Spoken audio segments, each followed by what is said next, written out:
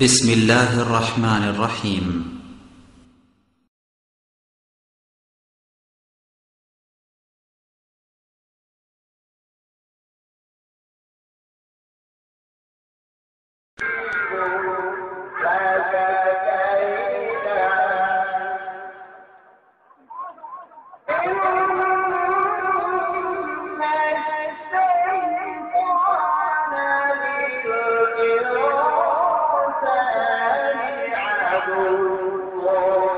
نحمده ونصلي على رسوله الكريم أما بعد فأعوذ بالله من الشيطان الرجيم بسم الله الرحمن الرحيم شرع لكم من الذين ما وصى به نوحا والذي أوحينا إليك وما وصينا به إبراهيم وموسى وعيسى أن أقيموا الدين ولا تتفرقوا فيه সম্মানিত উপস্থিতি, সমস্ত প্রশংসা সেই মহান আল্লাহ রাব্বুল আলামিনের জন্য, যিনি আমাদেরকে কোরআন সুন্নাহর আলোকে ধারাবাহিকভাবে আলোচনা শোনার জন্য তৌফিক দিয়েছেন। সেই আল্লাহর প্রশংসা আদায় করে বলছি আলহামদুলিল্লাহ। আজকের আলোচনার বিষয়বস্তু হলো পীর মুরিদি ও সুফিদের বেশ কয়েকটা আকীদা, যে আকীদা সম্পর্কে আমাদের চূড়ান্ত ধারণা করা প্রয়োজন। আশা করতেছি এটা ধারাবাহিকভাবে আলোচনা করলে তাদের যে কয়েকটা আকীদার মধ্যে শিরক নিহত আছে আমরা সেটা বুঝতে পারবো। তো সুফিবাদ এবং পীরবাদ এটা আলাদা একটা স্বতন্ত্র ধর্মের নাম। সুফিবাদীদের বেশ কিছু দল আছে। একদল সুফি, তারা নামাজকে শরীয়তের অংশ মনে করে না। আরেক দল সুফি আছে, এরা বাউল গান করে। আবার আরেক দল সুফি আছে, নামাজ পড়ে, রোজাও করে, হজও করে, জাকাতও করে, সব করে, তা সত্ত্বেও এরা জাহান্নামী। কারণ যুগে যুগে মানুষ তার শরীয়ত নিয়ে, ইসলাম নিয়ে বাড়াবাড়ি করেছে। ইহুদিরা উজাইর আলাইহিস সালামকে বলেছে ইন্না উজাইর ইবনুল্লাহ, নিশ্চয়ই উজাইর হলো আল্লাহর পুত্র। খ্রিস্টানরা বাড়াবাড়ি করেছে ঈসা ইবনুল্লাহ, ঈসা হলো আল্লাহর পুত্র। তো এইভাবে যুগে যুগে ইসলামের মধ্যে বিভিন্ন কিছু নিয়ে বাড়াবাড়ি হয়েছে। তদ্রূপ শিয়ারা বাড়াবাড়ি করেছে। তারা কেউ বিশ্বাস করে, শিয়াদের একদল আছে যে আলী রাদিয়াল্লাহু তাআলা আনহুর মধ্যে স্বয়ং আল্লাহ প্রবেশ করেছেন। আরেক দল শিয়ারা বিশ্বাস করে আমাদের ইমাম 12 জন, বরঞ্চ 12 জনের মধ্যেই আল্লাহ প্রবেশ করেছেন। আরেক দল শিয়া আমাদের দুনিয়াতে আছে, তারা আল্লাহ নবী মুহাম্মদ সাল্লাল্লাহু আলাইহি সাল্লামকেও রিসালাত বলে, রিসালাতের দাবি করে, সাথে সাথে তারা রিসালাতের সাথে শিরকও করে। তারা মনে করে যে শুধু মুহাম্মদ সাল্লাল্লাহু আলাইহি সাল্লাম নবী নন, বরং আলী রাদিয়াল্লাহু তাআলা আনহু নবী। তো যুগে যুগে এই ধরনের বাড়াবাড়ি, এটাকে বলা হয় আরবিতে গুলু, বাড়াবাড়ি করা। আরেক শ্রেণীর সুফি আছে, যেটা আমাদের দেশের প্রায় মাদ্রাসাগুলোতে এই সুফিবাদীদের প্রশিক্ষণ হয়। তো এই সুফিবাদীরা এই জন্যই জাহান্নামী, কারণ আল্লাহ রাব্বুল আলামিন কোরআনুল কারীমের মধ্যে বলেছেন সূরা মায়েদার ৭২ নম্বর আয়াতে, ইন্নাহু মায়ুশরিক বিল্লাহি ফাকাদ হারামাল্লাহু আলাইহিল জান্নাহ ওয়া মাওয়াহুন নার ওয়া মা লিয-যালিমিনা মিন আনসার। যে নিশ্চয়ই যারা শিরক করে আল্লাহ রাব্বুল আলামিনের সাথে, যারা আল্লাহর সাথে অংশীদার স্থাপন করে, তাদের জন্য জান্নাতকে হারাম করে দিয়েছেন। ওয়া মাওয়াহুন নার ওয়া মা লিয-যালিমিনা মিন আনসার, নিশ্চয়ই তাদের ঠিকানা আবাস হলো জাহান্নাম, আর ওই সমস্ত শিরককারী জুলুমকারীদের জন্য কোনো সাহায্যকারী আল্লাহর পক্ষ থেকে নাই। তাহলে ভাইয়েরা আমার, আমরা আজকে ইনশাল্লাহ আগে প্রথমে জেনে নেই যে সুফি শব্দের অর্থটা কি। আরবিতে সুফ শব্দের অর্থ হলো পশম, ঘোড়ার পশম, গাধার পশম, কুকুরের পশম, ছাগলের পশম, এইগুলোকে সুফ বলা হয়। তো সুফ থেকেই সুফিবাদীরা দাবি করে যে সুফ থেকে সাফাই হয়েছে।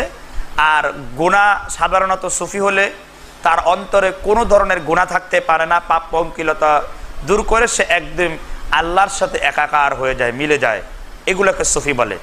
কিন্তু আসলে সুফিদের এই ধারণাটা নিতান্তই ভুল। কারণ আমরা জানি ভাইয়েরা আমার, ঢাকা থেকে ঢাকাবি, গাজীপুর থেকে গাজীপুরি, খুলনা থেকে খুলনাবি, তো এইরকম হওয়ার কথা ছিল। কিন্তু সুফি থেকে সুফিবি এরকম হওয়ার কথা ছিল। সাফাই এটা একটুও মিলে না। তো এই জন্য সুফিবাদীদের এই ধরনের দাবি যে সুফি ভাষা থেকে আমাদের উৎপত্তি হয়েছে, একটা মিথ্যা কথা। তারপর সুফিবাদীরা আরেকটা কথা বলে থাকে যে আসহাবে সুফফা ছিল রাসূল সাল্লাল্লাহু আলাইহি ওয়াসাল্লামের যুগে, কিছু সংখ্যক সাহাবারা হাদিস চর্চার কাজে নিয়োজিত থাকতেন। এর মধ্যে আবু হুরায়রা রাদিয়াল্লাহু তাআলা আনহু অন্যতম। সুফিবাদীরা এই কথারও দাবি করেছে যে আসহাবে সুফফা থেকে সুফিবাদীদের জন্ম হয়েছে। নাউজুবিল্লাহি মিন যালিক। তো এই জন্য সুফিবাদী আলাদা একটা ধর্মের নাম। এই জন্য আমাদের এটা সম্পর্কে ইনশাআল্লাহ বিস্তারিত জ্ঞান রাখা প্রয়োজন। তো সম্মানিত উপস্থিতি, আজকে সুফিবাদীদের কথা বলতে গেলে সবচাইতে বড় কথা বলতে হয় যে আমরা কোনো না কোনোভাবে সুফিবাদীদের কথা মানি। আচ্ছা, আমরা কি এখানে বলতে পারবো ইসলামের কালেমা কয়টি? কয় কালেমা? 5টি কালেমা। এই যে সর্বপ্রথম আজকে সুফিবাদী সম্পর্কে আলোচনা করতে যে বলতে হয় যে আল্লাহর কালেমাকে পরিবর্তন করা, এটা সুফিবাদীদের কাছ থেকে এসেছে। একটা বৃদ্ধ, একটা জোয়ান, একজন আলেম মাদ্রাসায় লেখাপড়া করেও বলছে আমাদের মতো কয় কালেমা? 5 কালেমা। এই 5 কালেমা এসেছে সুফিবাদীদের কাছ থেকে। বলেন নাউজুবিল্লাহ। আজকে 90% লোককে যদি বলা হয় যে কালেমা অর্থ কি, আরবিতে কালিমাতুন শব্দের অর্থ হলো বাক্য। যেই বাক্যের মধ্যে আল্লাহ রাব্বুল আলামিনের একত্ববাদের কথা আছে, একমাত্র আল্লাহকে ইলা বলা হয়, সার্বভৌম ক্ষমতার অধিকারী বলা হয়, এবং বাকি সব গায়রুল্লাহ শিরককে দূরীভূত করা হয়, যেই কথাটা লাইনের মধ্যে থাকে তাকে কালিমা বলা হয়। এখন এই কথাটা আপনারা ভালো করে জেনে নেন, ইসলামের মধ্যে কালেমা একটি। বলেন সুবহানাল্লাহ। ইসলামে একটা কালেমা ছাড়া আর কোনো কালেমা নাই। কালেমা তৈয়বা যাকে বলা হয়, কালেমায় শাহাদাত তাকে বলা হয়। কালেমায় শাহাদাত যাকে বলা হয়, কালেমায় তাওহীদ তাকে বলা হয়। কালেমায় রদ্দে কুফর যাকে বলা হয়, কালেমায় তৈয়বাকে তাই বলা হয়। সুতরাং এই কালেমাকে আল্লাহ রাব্বুল আলামিন সূরা ইব্রাহিমের 24 নম্বর আয়াতে আল্লাহ উল্লেখ করেছেন, আলাম তারা কাইফা দরাবাল্লাহু মাসালান কালিমাতান তৈয়বাতান কাশাজারাতান তৈয়বাতান আসলুহা। এই কালেমার নাম হলো উরওয়াতুল উসকা। এই কালেমার নাম হলো কালেমাতুত তাওহীদ। এই কালেমার নাম হলো কালেমাতুশ শুকর। এই কালেমার নাম হলো কালেমায়ে শাহাদাত। এই কালেমার নাম হলো কালেমায়ে তৈয়বা। সুতরাং ইসলামের কালেমা কয়টা তাহলে আজকে শিখলাম ভাইরা আমার? একটা কালেমা। আপনাদের কালেমা কয়টা? একটি। কিন্তু আমাদের দেশের বেশিরভাগ মানুষ দাবি করে যে 5 কালেমা মুখস্থ জানো, মুখস্থ না জানলে তুমি মুসলিমই হতে পারো নাই, বলে কিনা? অথচ আজকে জানলাম কি ইসলামের কালেমা একটি। এক ছাড়া ইসলামের আর কোনো কালেমা নাই। এই কালেমাগুলো আবিষ্কার করেছে সুফিবাদীরা। তারা বিভিন্ন পীরদের বইতে এবং বিভিন্ন মাদ্রাসার ছেলেদেরকে পিটিয়ে শিখিয়েছে যে কালেমায়ে শাহাদাত। মনে রাখতে হবে, কালেমায়ে শাহাদাতে যে বিষয় আছে, কালেমায়ে তৈয়বাতে ওই একই বিষয় আছে। যখন আমরা কালেমায়ে শাহাদাত বলবো, যেমন আমাদের অনেক ওলামা একরাম ওয়াজের মধ্যে ভুল করেন, তারা বলেন নাশহাদু আল্লা ইলাহা, নাশহাদু শব্দটা ব্যবহার করে। নাশহাদু মানে হলো আমরা সাক্ষ্য দিচ্ছি। কোনো মানুষ যখন একা পাঠ করবে তখন সে নাশহাদু বলবে না, কারণ একজন মানুষ কখনো একের বেশি হতে পারে না, পারে? এই জন্য বলতে হবে আশহাদু। তাই যখন বলি আশহাদু আল্লা ইলাহা ইল্লাল্লাহু ওয়া আশহাদু আন্না মুহাম্মাদান আবদুহু ওয়া রাসূলুহু, এখানেও সাক্ষ্য দেওয়া হলো যে আমি সাক্ষ্য দিলাম আল্লাহ ছাড়া কোনো ইলাহ নাই, মুহাম্মদ সাল্লাল্লাহু আলাইহি সাল্লাম তার প্রেরিত রাসূল সাল্লাল্লাহু আলাইহি সাল্লাম। তার মানে এই কথাটাই আবার কালেমায়ে তৈয়বার মধ্যেও আছে। কালেমায়ে তৈয়বা কেন বলা হয়? পবিত্র বাক্য এই জন্য। কালেমায়ে শাহাদাত কেন বলা হয়? শাহাদাতের বাক্য বলে এই জন্য। কালেমায়ে তাওহীদ কেন বলা হয়? কালেমায়ে তাওহীদ আল্লাহর একত্ববাদের ঘোষণা দেয়। কালেমাতুশ শুকর কেন বলা হয়? লা ইলাহা ইল্লাল্লাহ দিয়ে আল্লাহর শুকর আদায় করা বোঝানো হয়। আবার কালেমাতুশ শাজারাতুন কেন বলা হয়? বৃক্ষের কালেমা কেন বলা হয়? বৃক্ষের কালেমা এই জন্য বলা হয়, মানুষের অন্তরটাকে আল্লাহ মানুষের কালেমাকে বৃক্ষের সাথে তুলনা করেছেন, এই জন্য কালেমাতুশ শাজারা। এই জন্য সুফিবাদীরা আমাদের চিন্তাই করে, সুফিবাদীদের চিন্তা দ্বারা আমাদের প্রত্যেকটা মানুষের চিন্তার মধ্যে ঢুকে গেছে। ঠিক না বিষয় ভাইরা আমার? সুফিবাদীদের এই চিন্তা এখন আমাদের ঘরে ঘরে ঢুকে গেছে। আমাদের মুরব্বীরা, আমাদের আলেমরা পর্যন্ত বলছে কালেমা কয়টা? 5টা। এটা হলো 1 নাম্বার ভুল সুফিবাদীদের। সুফিবাদীরা আল্লাহর কালেমাটাকে পরিবর্তন করে ফেলেছে। তো যাই হোক, আমাদের অনেক সালাফিদের বইগুলো তো 5টা লেখা আছে, দুঃখের বিষয়। আহলুল হাদিসদের বইতেও 5 কালেমার কথা আছে। আহলুল হাদিসদের অনেক বইতে 5 কালেমার কথা আছে। আমাদের দেশের আহলুল হাদিস যারা দাবি করেন তাদের বইতেও 5 কালেমা আছে। কিন্তু আসলে মূলত ইসলামের কালেমা আজকে কয়টা জানলাম? 1টা। সেটা হলো লা ইলাহা ইল্লাল্লাহ হতে পারে, মানে যেই বাক্যের মধ্যে আল্লাহর একত্ববাদ, আল্লাহ তাওহীদের কথা বলা হয় তাকেই আরবিতে কালিমা বা বাক্য বলা হয়। এখন সেটা আপনার সাক্ষ্য দিলে শাহাদাত, সেটা তৌহিদের কালেমা বলে কালেমায়ে তৌহিদ, আর সেটা পবিত্রভাবে বললে কালেমায়ে তৈয়্যিবা। এর বিভিন্ন নাম আছে। সেই জন্য এই আকীদাটা আমরা ক্লিয়ার করলাম, এগুলো সুফিবাদীদের চিন্তাধারা থেকে এসেছে। তো যাই হোক ভাইরা আমার, আজকে আমরা এর দ্বিতীয় বিষয়ে যাব। সুফিবাদীদের আকীদা নাম্বার 2। প্রত্যেক সুফিরা একথা বলছেন যে পীরের কাছে মুরিদ হওয়া ফরজ। এটা প্রত্যেক সুফিদের কথা, প্রত্যেক পীরের কথা। বাংলাদেশে যত পীর আছে, ভারতবর্ষে যত পীর আছে, আর পাকিস্তানে যত পীর আছে, এই জন্য মুরিদ হয় কারণ তারা মনে করে পীরের কাছে মুরিদ হওয়া কি ফরজে আইন। আচ্ছা, যেমন মাওয়ায়েজে এসাকিয়া, চরমনাই পীর সাহেবের লেখা, এই বইয়ের 55 এবং 56 নম্বর পৃষ্ঠায় আছে যে পীরের কাছে মুরিদ হওয়া ফরজ। যদি কারো 2 জন পীর হয় তবে 2 পীর তোমার 2 ডানা ধরে বেহেশতে নিয়ে যাবেন, কোনোই ক্ষতি তাহাতে নাই। বলেন না নাউজুবিল্লাহ। কে? চরমনাইয়ের পীর, যার জবান বেশ লম্বা বাংলাদেশে। এটা লিখেছেন বর্তমান যে পীর আছেন সৈয়দ মোহাম্মদ রেজাউল করিম, তার বাবা সৈয়দ ফজলুল করিম, তার বাবা হলেন সৈয়দ মোহাম্মদ ইসহাক, তার পীর কারি ইব্রাহিম, তার পীর আব্দুর রশিদ গাঙ্গুহি। তো ওই ইসহাক সাহেবের বইতে লেখা আছে যে পীরের কাছে মুরিদ হওয়া হলো ফরজ। যদি কারো 2 জন পীর হয় তবে 2 পীর তোমার 2 ডানা ধরে বেহেশতে নিয়ে যাবেন, কোনোই ক্ষতি তাতে নাই। মাওয়ায়েজে এসাকিয়া 55 এবং 56 নম্বর পৃষ্ঠা এই কথাটা পাবেন আপনারা। মাওয়ায়েজে এসাকিয়া পৃষ্ঠা নাম্বার বলে দিলাম, সহজ হয়ে যাবে। তারা প্রমাণস্বরূপ আরবি একটা বাক্য এনেছে যাতে সাধারণ মানুষ মনে করে ওটা হলো হাদিস। সেই বাক্যটা কি? তা চরমনাই পীর ওই 55-56 পৃষ্ঠায় লিখছেন, মাল্লাইসা লাহু শাইখান ফাশাইখু শায়তান, যার কোনো পীর নাই তার পীর শয়তান। যার কোনো পীর নাই তার পীর কি? শয়তান।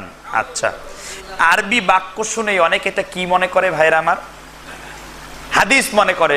আরবি বলেছে, সাধারণ একজন বক্তব্য দেখলো যে হুজুর বলতেছে মাল্লাইসা লাহু শাইখান ফাশাইখু শায়তান, যার কোনো পীর নাই তার পীর শয়তান।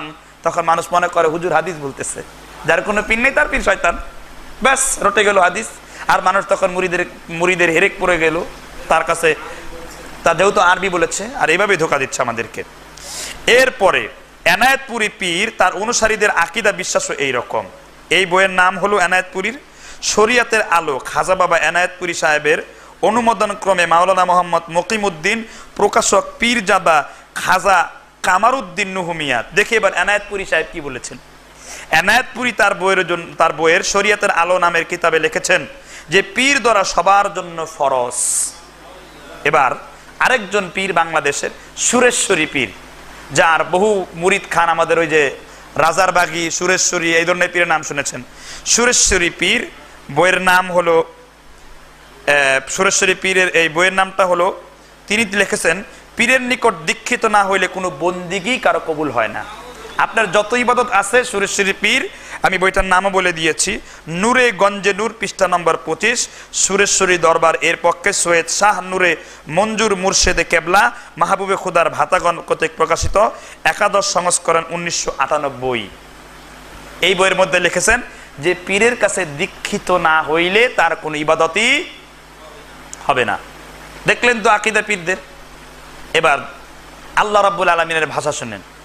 সূরা সূরার 13 নম্বর আয়াতে আল্লাহ রাব্বুল আলামিন ফরজ, এই কথাটার অধিকার, ফরজ করার অধিকার কার আপনারা বলেন তো একটু? ফরজ কে করেন? আল্লাহ করেন। কিন্তু তারা বলছে পীরের কাছে মুরিদ হওয়া ফরজ।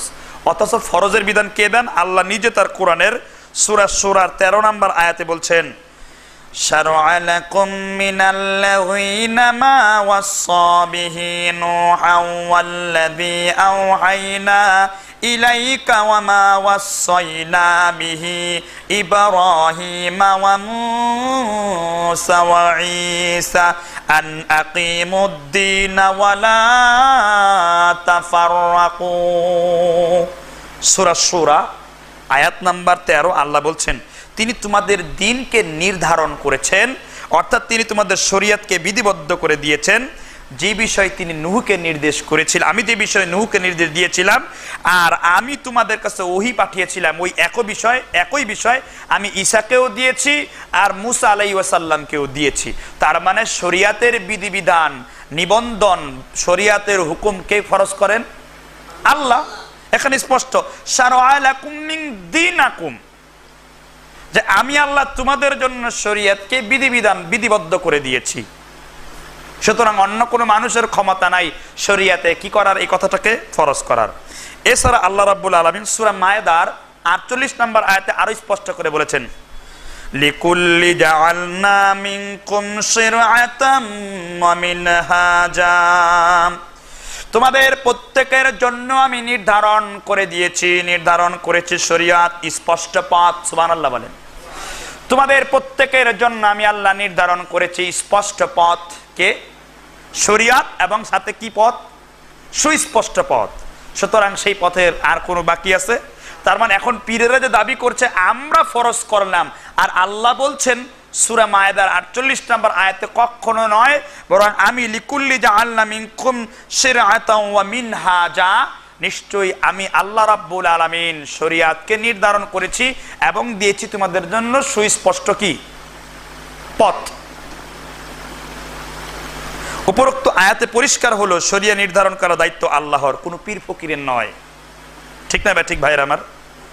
পীর সুফিগণ হয়তো মনে করেন যে আল্লাহকে পাওয়ার জন্য আল্লাহ রাসূল সাল্লাল্লাহু আলাইহি ওয়াসাল্লাম যে শরিয়া দান করেছে তা যথেষ্ট নয়, দ্বীন ইসলাম অসম্পূর্ণ, বরং পীররা তা কি করেছে? সম্পন্ন করেছে। অর্থাৎ আল্লাহ এই ফরজটা ভুলে গিয়েছিলেন এবং বিশ্বনবী সাল্লাল্লাহু আলাইহি ওয়াসাল্লাম ফরজের কথা ভুলে গিয়েছিলেন, এরপরে পীরেরা সেই ফরজ কি করেছেন? বের করেছেন। তা না হলে পীররা ফরজ পেলে কোথায়? কোরআন থেকেও তো না। কারণ আল্লাহ যেখানে স্পষ্ট করে বলে দিলেন যে শরীয়তের কোনো বিধান নির্দিষ্ট করার দায়িত্ব কার? আল্লাহর। তার এখন আল্লাহ ক্লিয়ারলি সূরা মায়েদার 3 নম্বর আয়াতে বলছেন, আল-ইয়াউমা আকমালতু লাকুম দীনাকুম ওয়া আতমামতু আলাইকুম নি'মাতি ওয়া রাদিতু লাকুমুল ইসলামা দীনা। আজকের দিনে আমি আল্লাহ তোমাদের জন্য ইসলামকে পরিপূর্ণ করে দিলাম। কে বলছেন? ইসলাম পূর্ণাঙ্গ না পূর্ণাঙ্গ? পরিপূর্ণ না অর্ধপূর্ণ? পুরোটাই পরিপূর্ণ। ঠিক না ঠিক? ইসলাম যখন পরিপূর্ণ হয়ে গেছে, সুতরাং দুনিয়ার কোনো পীরের জন্য, দুনিয়ার কোনো সুফিদের জন্য, দুনিয়ার কোনো খাজা বাবার জন্য, এনায়েতপুরি বাবার জন্য আর চরমনাইয়ের জন্য কি শরীয়তটা কি অসুস্থ অবস্থায় আছেন, নাকি আল্লাহ আহত হয়ে গেছিলেন বা আল্লাহ নিহত হয়েছেন, আল্লাহর জানাজা হয়ে গেছে, আল্লাহর এখন নাই, তাই এখন কি করে দিচ্ছি আমরা? এখন তাহলে আমরা শরীয়ত থেকে ফরজ বের করেছি। কারণ ফরজ দেওয়ার দায়িত্ব একমাত্র কার? আল্লাহর।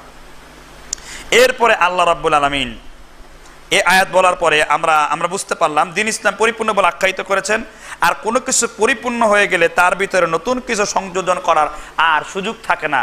কোনো মানুষ যদি দ্বীন পরিপূর্ণ হয়, পরিপূর্ণ দ্বীনের পর যদি নতুন কোনো কিছু সংযোজন করেন, তার নাম আমরা সবাই কি জানি?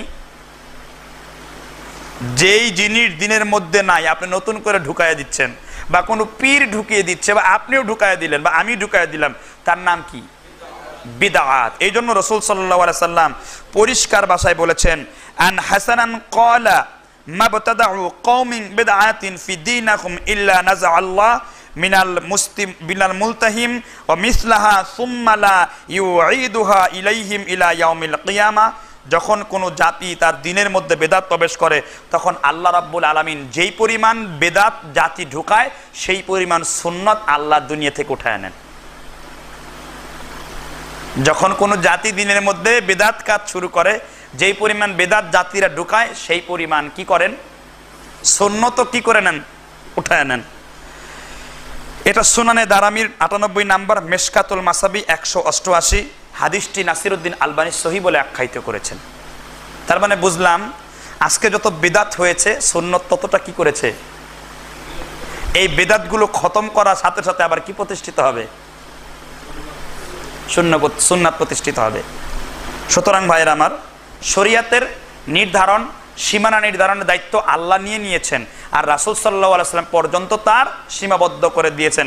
কোন সাহাবীদের ব্যক্তিগত কথাও হলো যদি মানতাম যে মান লাইসা লাহু শাইখান ফা শাইখু শায়াতান, যার কোনো পীর নাই, শায়েখ নাই, তার শায়েখ শয়তান, এটা যদি কোনো সাহাবীর ব্যক্তিগত কথাও হতো তবুও তো এটা আমাদের জন্য মানা হারাম ছিল। আমার কথা কি বুঝতে পেরেছেন? অথচ এই কথাটা আল্লাহও বলেন নাই, রাসূলও বলেন নাই সাল্লাল্লাহু আলাইহি সাল্লাম, তার সাহাবীরাও বলেন নাই, তিন যুগের ইমামও বলেন নাই, আবু হানিফাও বলেন নাই, ইমাম মালিক বলেন নাই, কেউ বলেন নাই, বলেছেন চরমনায় পীর সাহেব। কোত্থেকে পেল এটা আল্লাহই ভালো জানে। প্রচলিত পীর মুরিদি ফরজ বলে নিজেরাই শরীয়ত তৈরি করার শামিল, ঠিক না ঠিক? প্রচলিত পীর মুরিদি ফরজ বলার কারণে তারা আল্লাহর শরীয়তের পরিবর্তে নিজেরাই একটা কি করেছেন, শরীয়ত তৈরি করেছে। এই জন্য আল্লাহ তাদের কথাকে খণ্ডন করে সূরা সূরার 21 নম্বর আয়াতে আল্লাহ আবার উল্লেখ করেছেন, আমলাহুম শুরাকাউ শারউ লাহুম মিনাল্লাযীনা মা লাম বিইযনি বিহিল্লাহ। তাদের জন্য কি এমন কিছু শরীক আছে যারা তাদের দ্বীনের জন্য বিধান দিয়েছে, যার অনুমতি আমি আল্লাহ দেইনি? তাহলে তাদের কাছে কি কোনো বিধান আছে যে তারাও এই শরীয়তকে ফরজ করলো? কে বিধান দিল? যত আল্লাহ ফরজের বিধান দেয়নি, তাহলে তারা এই পীরের কাছে মুরিদ হওয়া ফরজ বলে সাথে সাথে তারা পীরকে কার স্থানে বসিয়ে দিল? কারণ আল্লাহ প্রশ্ন করেছেন, আমলাহুম শুরাকাউ শারউ লাহুম মিনাদ-দীনি, তাদের জন্য কি কিছু শরীক আছে যারা তাদের দ্বীনের বিধান দিয়েছে, যার অনুমতি আল্লাহই দেননি, আল্লাহ দেন না অনুমতি, অথচ তারা দ্বীনের মধ্যে ফরজ বানিয়ে নিয়েছে। তাহলে তারা কি আল্লাহর শরীয়তের সাথে শিরক করছে না? যা হোক, ইনশাআল্লাহ আমরা এই কথা এই পাঠে আমরা ক্লিয়ার হয়ে গেলাম আজকের পীর মুরিদির এই প্রমাণ্য আলোচনায়। এই জন্যই সামনে খুলে নিয়েছি এই লেখাগুলো, যাতে করে কোনো পীর সাহেব এই কথা বলতে না পারে যে আমরা বানিয়ে বলছি। তাদের বইগুলোর পৃষ্ঠা নাম্বারে বলে দেওয়া হয়েছে এবং কত সালে প্রকাশনী তাও বলে দেওয়া হচ্ছে। যদি বিশ্বাস না করলে খুলে দেখতে পারেন। এখানে আপনি যে কোনো পীরের মুরিদ হতে পারেন, এটা কোনো আশ্চর্যের বা আফসোসের বিষয় না, কারণ ভুলের মধ্যে মানুষ থাকতে পারে। আমরা তার ভুলের সংশোধনের জন্য এটা বললাম। আমরা তার শত্রু নেই, আমরা তাদের বন্ধু। এবার পীর মুরিদির 2 নাম্বার আকীদা। পীর মুরিদির 2 নাম্বার আকীদা, 3 নাম্বার আকীদা হলো আল্লাহর সাথে মিশে যাওয়ার আকীদা। বলেন না নাউজুবিল্লাহ। ইসলামে তাওহীদের গুরুত্ব অপরিসীম, যার মানে হলো এক আল্লাহর সার্বভৌমত্ব ও এক আল্লাহর বিধানকে মেনে নেওয়া, রুবুবিয়াত ও আল্লাহর গুণাবলীর সঙ্গে একাত্মত্ব বজায় রাখা। তাই এর প্রমাণস্বরূপ তারা কিন্তু একটা হাদিস পেশ করে। এই যে পীরের কাছে মুরিদ হওয়া মানে আল্লাহর সাথে বান্দার যে একাকিত্ব হয়ে যাওয়া, তাদের কাছে কিন্তু হাদিস আছে। খেয়াল করুন, আপনারা যখন পীর মুরিদি দাওয়াত দিবেন যে তোমরা যে বলো, এটাকে আরবিতে বলা হয় ওয়াহদাতুল উজুদ। এটাকে আরবিতে কি বলে? যে আল্লাহর সাথে বান্দা আবার কিভাবে মিশে যায়। তখন বলবে যে তোমরা খালি বুখারি করো, তোমরা খালি মুসলিম করো। যেই বুখারিতে তোমরা রফুলিদানের হাদিস দেখো, আমিনের হাদিস দেখো, ওই বুখারিতে কি পীর মুরিদি হাদিসটা পাও না? তা কোনটা? দলিল আমি সহ পেশ করছি। ওয়ান আবি হুরায়রা ক্বালা ক্বালা রাসূলুল্লাহ সাল্লাল্লাহু আলাইহি ওয়াসাল্লাম ইন্নাল্লাহা ক্বালমান আদাতালি ওয়ালিয়ান ফাকাদ আদানাহু লিল হারবি ওয়া মা তাকাররাবা ইলা আবদি বিশাইইন আহাব্বা ইলাইহি মিম্মা ইফতারা ওয়াজতু আলাইহি ওয়া মা ইয়াজালু আবদি। আবু হুরায়রা রাদিয়াল্লাহু তাআলা আনহু বর্ণনা করেছেন যে আল্লাহ রাসূল সাল্লাল্লাহু আলাইহি ওয়াসাল্লাম বলেন, আল্লাহ তাআলা বলেন, এটা হাদিসে কুদসি, এটা হাদিসে কি কুদসি, যে ব্যক্তি আমার কোনো ওলির সাথে শত্রুতা রাখবে আমি তার সাথে যুদ্ধ ঘোষণা করি। সুতরাং পীর হলো আল্লাহর ওলি, আর তোমরা তার বিরুদ্ধে বলো তোমরা তো আল্লাহর সাথে যুদ্ধ করো, তোমরা তো কাফের, তোমাদের বুখারীতে আছে তোমরা কাফের। কি পেয়ে গেলেন দলিল? আপনাকে বলে দিবে এটা। আপনি বলবেন যে আপনি কি ওয়াহদাতুল উজুদ বলেন, তারপরে বলছে এবার আপনাকে কাফের বানিয়ে দিয়ে তারপর তারা দলিল দিবে। দেখেন কি দলিল দিচ্ছে। তারপরে বলছেন তারা সাআলতি লা ইউতিহু ওয়ালা আস্তাআদালি লা ঈদাতা ওয়া মা তারাদ্দাতা আন শাইইন আনা ফাইলমাহু লা রাদ্দতি আন নাফসি। তখন আল্লাহর বান্দা ফরজ কাজসমূহ বেশি বেশি করার পর যখন সে নফল কাজ করে, ইয়াদু ইয়াদুল্লাহ, আইনু আইনুল্লাহ, কলবু কলবুল্লাহ, লিসানু লিসানুল্লাহ, যখন সে ফরজ আদায় করতে করতে সালাতে দাঁড়ায় তখন আল্লাহর হাত আর তার হাত একাকার হয়ে যায়, আল্লাহর কান আর তার কান এক হয়ে যায়, আল্লাহর হৃদয় আর তার হৃদয় এক হয়ে যায়, আল্লাহর ঠোঁট আর তার ঠোঁট এক হয়ে যায়। বলেন সুবহানাল্লাহ। এটাকে পীররা বললো এই যে আল্লাহর সাথে বান্দা মিশে গেল, হাদিস বুখারী, তখন বলবে বুখারীর হাদিস, সহি হাদিস, হাদিস তো পেয়ে গেলাম। ব্যাস আপনাদের মতো সাধারণ আলেমদেরকে মানুষদেরকে ধোঁকাবাজি করতেছে। এবার আসেন, তারপরে আল্লাহ বলছেন যে আমার কাছে কোনো কিছু সওয়াল করে আমি নিশ্চয়ই তাকে তা দান করি। সুবহানাল্লাহ বলবেন না? আর যে আমার কাছে আশ্রয় চাই তাকে অবশ্যই আমি আশ্রয় দেই। আর আমি যে কোনো কাজ করতে চাইলে এটাতে কোনো রকম দ্বিধা সংকোচ করি না, যতটা দ্বিধা সংকোচ মুমিন বান্দার প্রাণ হরণে করি। সুবহানাল্লাহ। তারপর যে মৃত্যুকে অপছন্দ করে আমি তার কষ্ট অপছন্দ করি। সুতরাং এই হাদিস দ্বারা দলিল দিয়ে ভারতবর্ষের প্রসিদ্ধ তাফসির, প্রসিদ্ধ দেওবন্দি আলেম, যার একটা ফিকার মাসলা মাসাইলের কিতাব দেওবন্দ মাদ্রাসায় পড়ানো হয়, তারাকেও চিনে নেওয়া দরকার। তাকে তারা তাবিই বলে না, নাউজুবিল্লাহ। হ্যাঁ, তাকে তারা সাহাবি, মানে সাহাবিদের মতো মর্যাদা দেয়, তাবিই বলে, তাবি, অর্থাৎ তিনি তাবিই ছিলেন। কারণ কি, স্বপ্ন যুগে তিনি রাসূল সাল্লাল্লাহু আলাইহি সাল্লামকে দেখতে পেরেছেন এবং তার তাবি কিভাবে ছিলেন তাকে তাবিই বলে, মানে সাহাবিদের সংস্রবে যারা ছিলেন তারা কি, তার কাছে নাকি রাসূল সাল্লাল্লাহু আলাইহি সাল্লামের যে জিন সাহাবী ছিল তিনি নাকি তাকে হাদিস পড়াইতেন। বলেন নাউজুবিল্লাহ। তার নাম হলো আল্লামা কাজী সানাউল্লাহ পানিপথি, তার তাফসিরের নাম হলো তাফসিরে মাজহারি, তার ফিকহের কিতাবের নাম হলো মালাবুদ্দা মিনহু, যেটা কওমি মাদ্রাসার একটি পাঠ্য বই। এবার তার আকীদাটা কি শুনুন, তিনি কি বলছেন, ইন্নাল্লাহ তাআলা ইস্তাদিউ ফি কুলুবি বা'দিহিম মুহাব্বাতান যায়াতি মিনহু তাআলা ওয়া মুহাব্বাতু লিল মুআইয়াতিদ দীনি। আল্লাহ কোনো মানুষের অন্তরের মধ্যে তার জাতি মহব্বত, কোনো মানুষের অন্তরের মধ্যে তার জাতি মহব্বত ঢেলে দেন, তার ফলে সে সত্তাগতভাবে আল্লাহর সাথে মিশে যায়। তাফসিরে মাজহারি প্রথম নাম্বার খণ্ড, ইন্নী আ'লামু মা লা তা'লামুন এর তাফসির দ্রষ্টব্য। তাফসিরে মাজহারির প্রথম খণ্ডের 50 পৃষ্ঠায় কথাটা আছে। এই আয়াতে ইন্নী আ'লামু মা লা তা'লামুন এই আয়াতের ব্যাখ্যায় তিনি বলছেন যে আল্লাহর কোনো বান্দা মানে ইবাদত করতে করতে এত নিকটবর্তী হয় আল্লাহর জাতের সাথে, মানে আল্লাহর সত্তার সাথে বান্দার সত্তা একাকার হয়ে যায়। বলেন না নাউজুবিল্লাহ।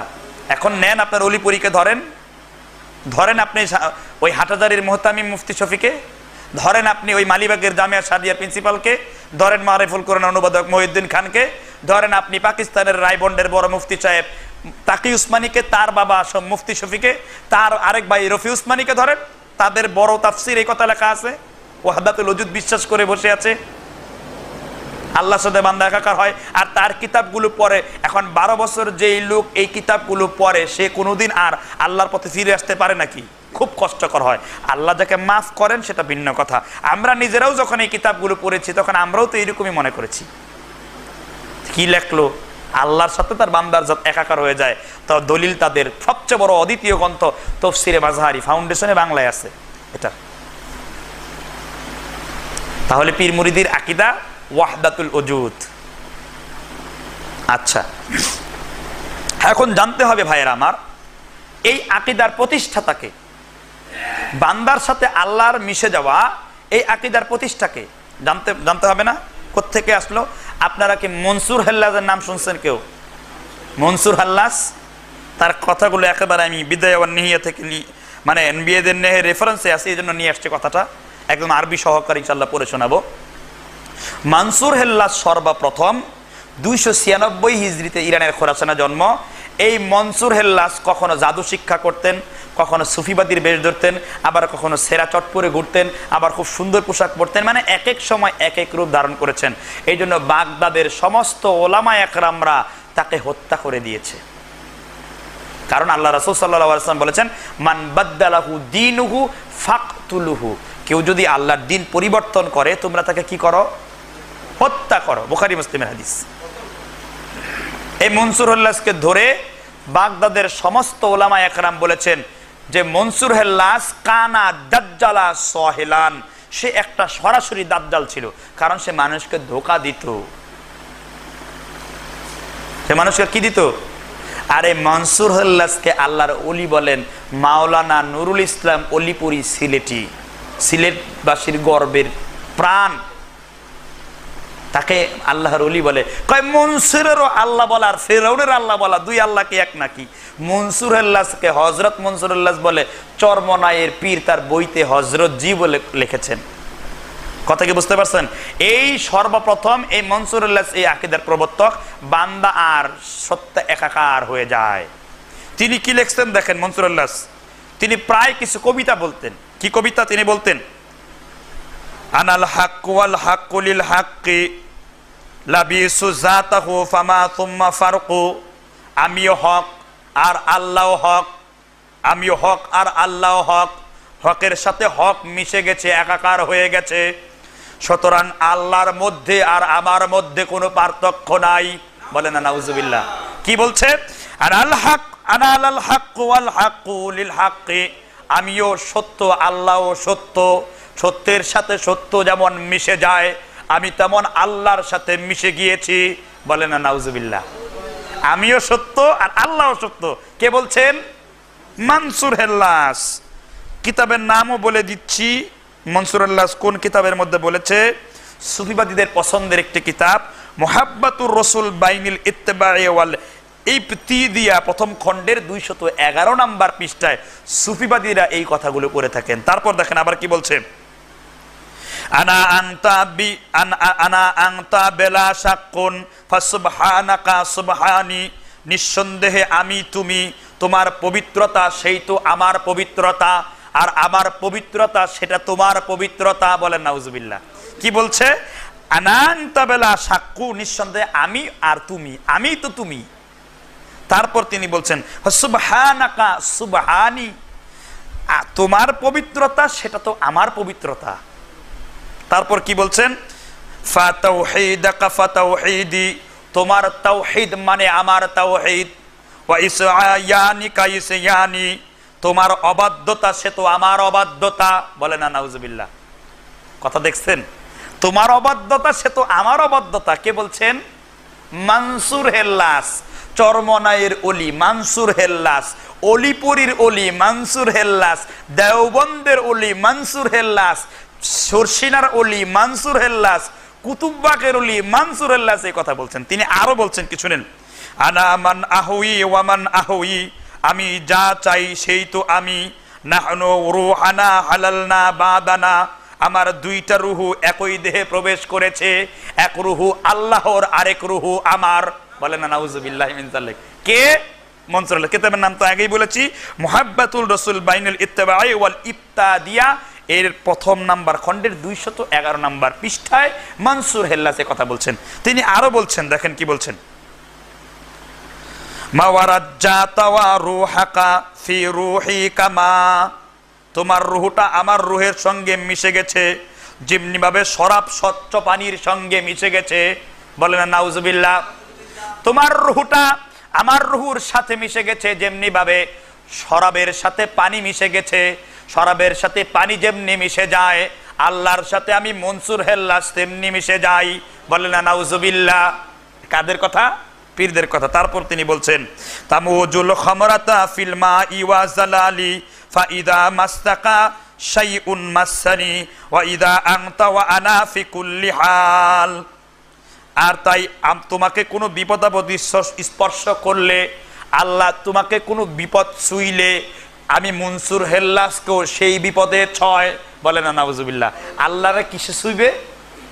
বিপদে ছুঁইবে। আর আল্লাহকে বিপদে ছুঁইলে ছোঁয়ার পরে কাকে ছুঁইবে? বিপদে আবার মনসুররে ছুঁইবে। আচ্ছা, ফাইদা আনতা আনা ফি কুল্লি হাল, তুমি আর আমি সর্বাবস্থায় একই, আমার যেটা প্রাণ তোমার সেটাও প্রাণ। মনসুর হেল্লাসের আকীদা। কথাকে বুঝতে পারছেন? মনসুর হেল্লাসের আরো আকীদা এই এরকম আরো কথা আছে। এই আকীদাকে আরো সম্প্রসারণ করে ওয়াহাদাতুল ওজুদের আকীদা মুসলিম জাতির মধ্যে ছড়িয়ে দেন। এবার বর্তমান পীরদেরও আকীদা এক, যেমন চরমনায়ের পীর সাহেব বলেন মনসুরুল্লাহ যখন আল্লাহ পাকের এশকের জোশে দেওয়ানা হইতো তখন তিনি এশকের শের পড়িতেন। এশক বুঝেন? যখন আল্লাহর সাথে সে প্রেম খেলাখেলি করত তখন আল্লাহর সাথে প্রেম খেলা খেলতে যে ওই যেটা আছে না আমাদের দেশে গান গায় না, নবীর প্রেমের পাগল যারা প্রেম খেলা খেলে, হায়রে নবীর প্রেমের পাগল যারা প্রেম খেলা খেলে, নবীর প্রেমে পাগল হইয়া ওয়াজ করুনি দন্ত দেয় ফেলে, নবীর প্রেমে পাগল যারা প্রেম খেলা খেলে।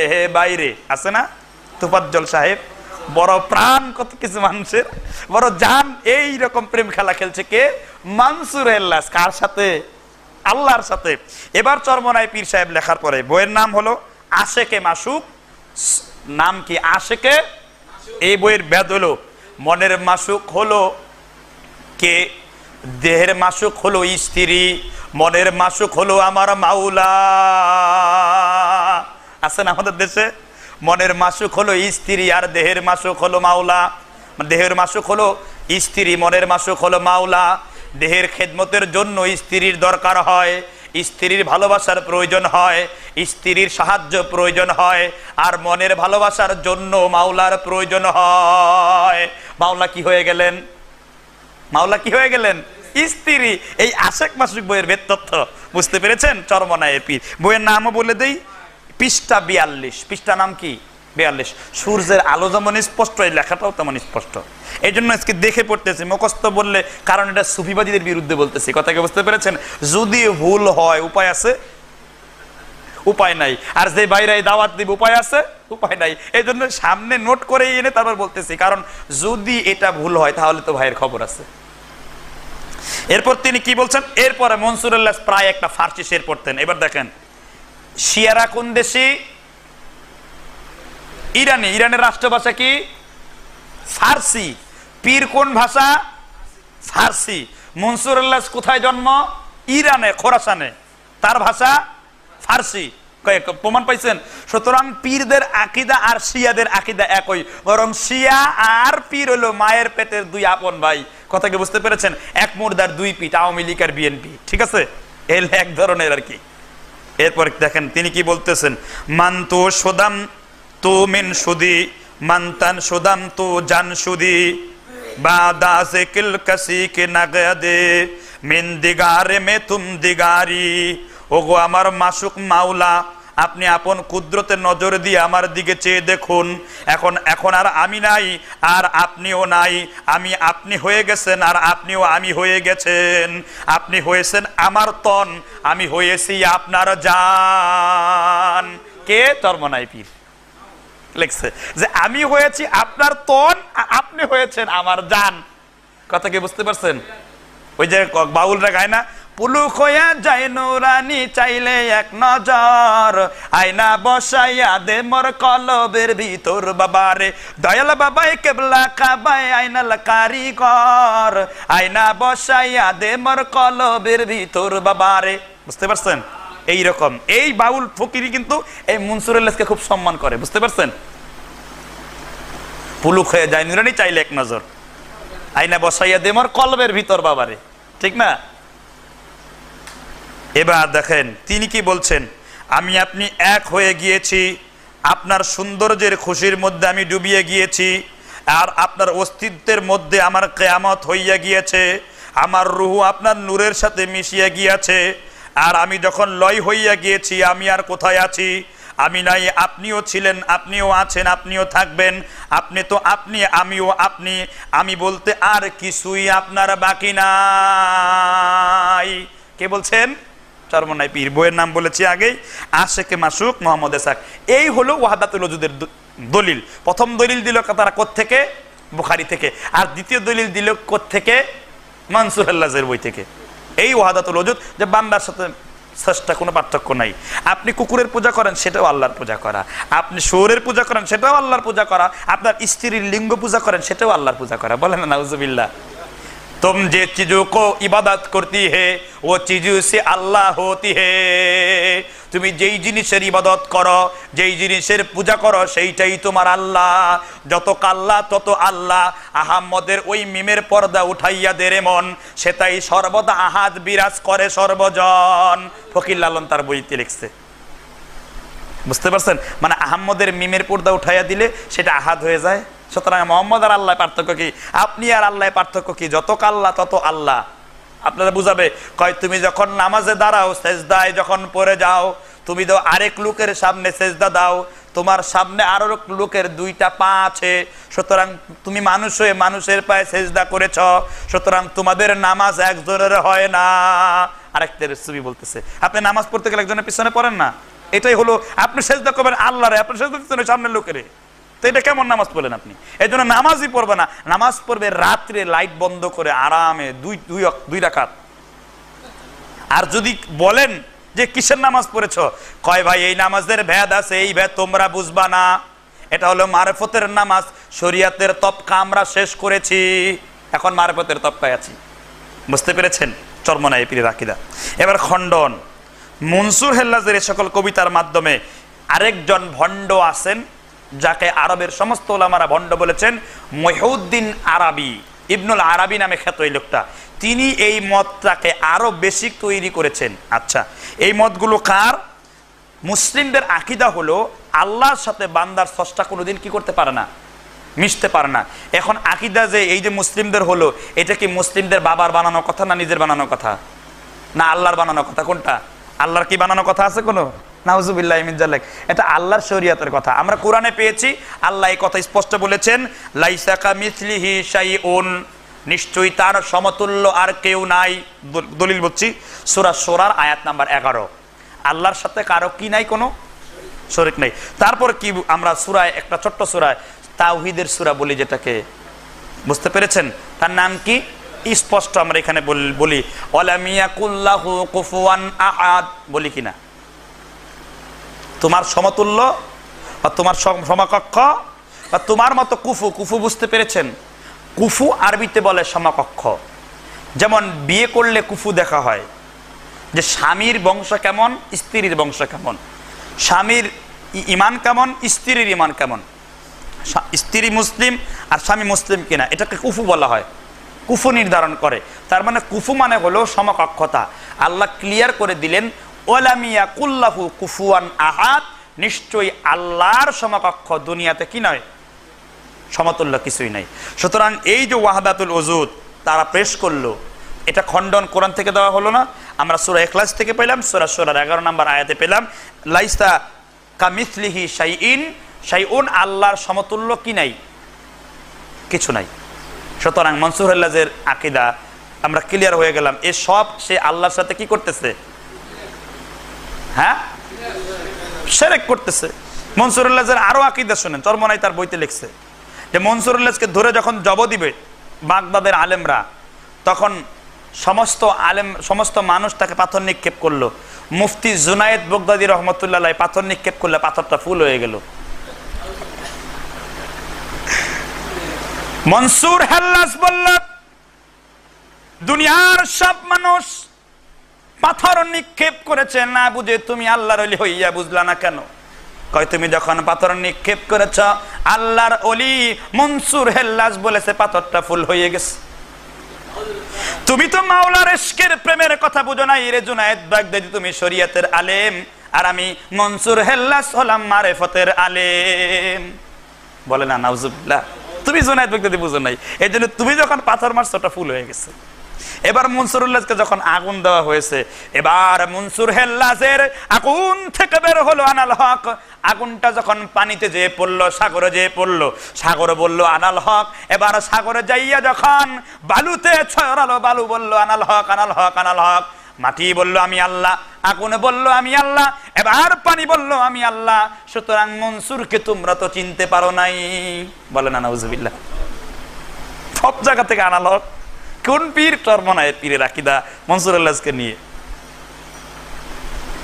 আমার চরমনায়ের পীরের সাথে ফোন দিলাম আমি, এই রেকর্ডও আছে, এটা আমাদের কোন ভাইয়ের কাছে রেকর্ডটা, ইয়াসিন ভাইয়ের কাছে রেকর্ডটা পৌঁছে দিছে, আছে না? ফোন দেওয়ার পর বলে, আমার দাদা যা লেখছেন, মানে বরিশাল্লা ভাষায় বলে, ওর ভালো দিকটাও পড়েন, আপনারা শুধু খারাপটাই পড়েছেন, ওর ভালো দিকটাও পড়েন। আপনারা যারা আছেন ইহুদি খ্রিস্টানের অনুসরণে চরমনাই বলতেছে, আর আমি বলি তোমরা যারা আছো খ্রিস্টানদের অনুকরণে শয়তান দাজ্জাল, তোমরা হলো ইহুদি খ্রিস্টানের প্রশিক্ষিত দালাল। তোমাদের প্রত্যেককে হাজার হাজার কোটি টাকা দিয়ে ইহুদি খ্রিস্টান তোমাদেরকে লালন পালন করছে, তোমাদের নিয়ে ইহুদি খ্রিস্টানদের কোনো চিন্তা নাই। তাদের আছে না মুজাহিদ কমিটি, চিনেন কিনা? আচ্ছা এই মুজাহিদ কমিটি, আচ্ছা আমেরিকা যদি শুনে এখানে একটা মুজাহিদ কমিটি হয়েছে, আমেরিকার প্লেন পাকিস্তান দেখছেন কি করছে, আফগানিস্তান দেখেছেন কি করছে। আচ্ছা এরা কোন মুজাহিদ কমিটি? এদের আমেরিকা চোখে দেখে না, কারণ আমেরিকা জানে এই মুজাহিদ কমিটি আর সেই মুজাহিদ কমিটি কিন্তু এক না। কথা কি বুঝতে পারছেন? এরা আবার মুজাহিদ কমিটি তৈরি করছে। কোন পীর? চরমনাই।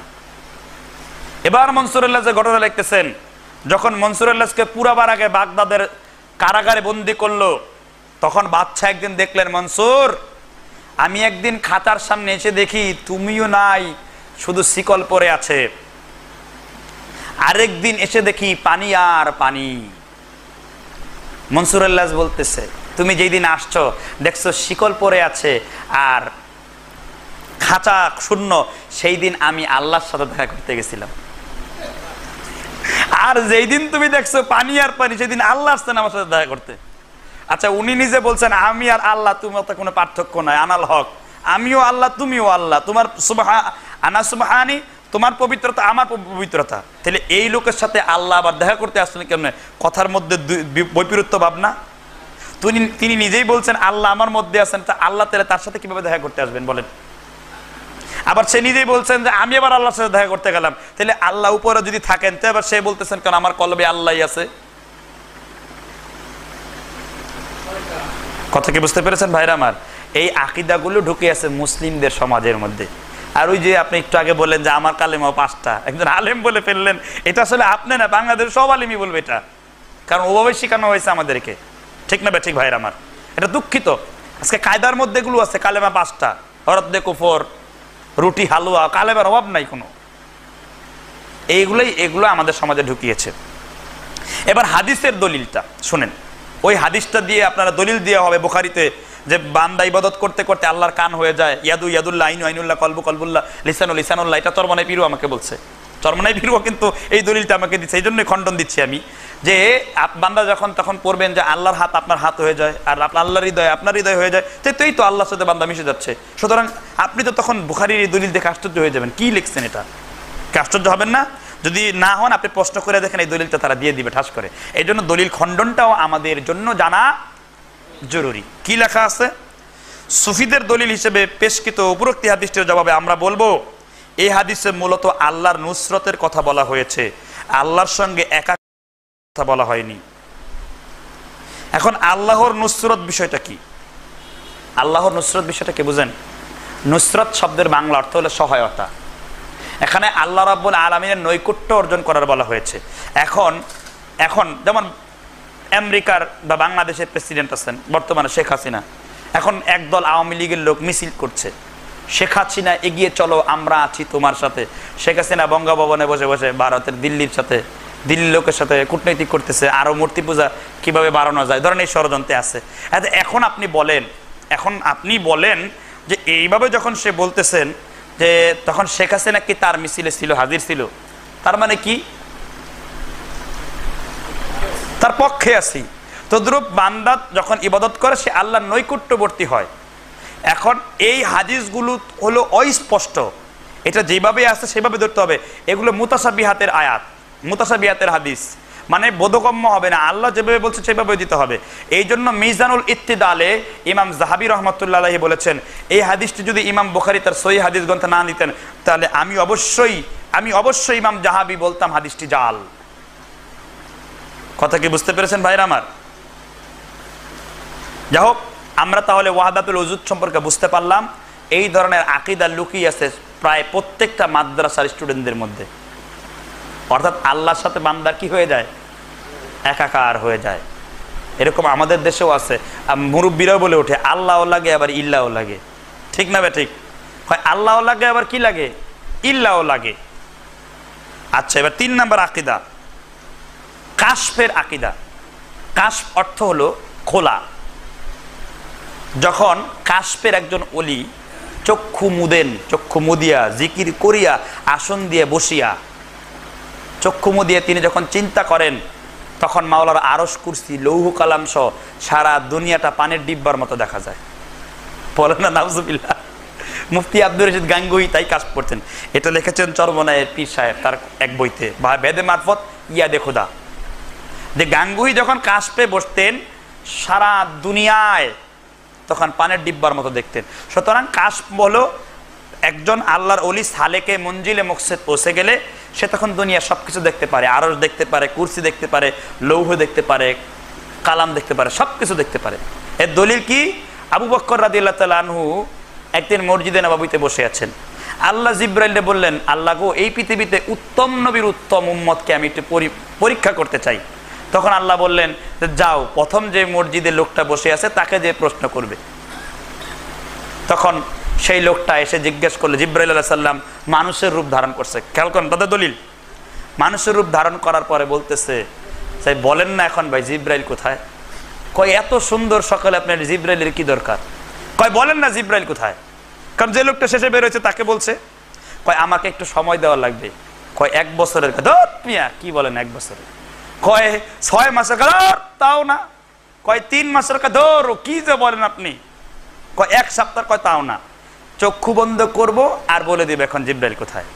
এবার জিব্রাইলের অনুমতি পাইয়া 2টা চক্ষু বন্ধ করলে আবু বকর বলেন, গো আমি মাওলার আরশ ঘুরলাম, লৌহ কালাম, আরশ কুরসি ঘুরে ঘুরে এলাম, কোথাও জিব্রাইল পাইলাম না।